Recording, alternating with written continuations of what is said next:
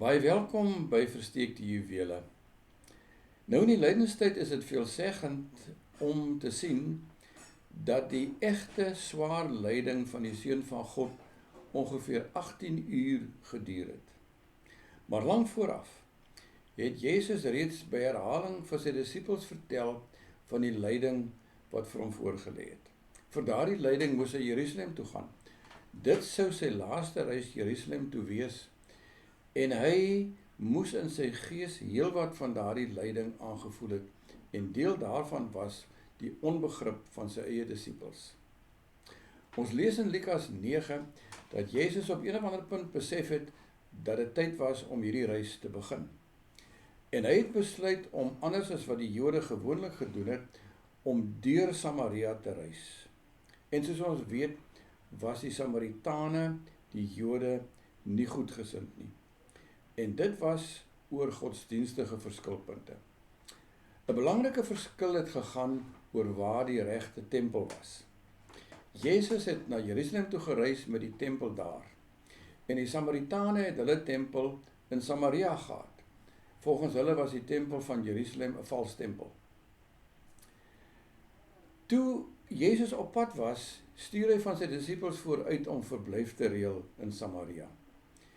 En toe die mense daar hoor dat hulle meester op pad was na Jerusalem, het hulle verblyf geweier. Jakobus en Johannes was so ontstel dat hulle meester gevra het of hulle nie ook vuur moes afroep van die hemel af, soos Elia van ouds nie, oor die Samaritane. Dan lees ons dat Jezus hulle skerp tereggewys het. In die nuwer vertalings lees ons nie wat hy presies vir hulle gesê het nie.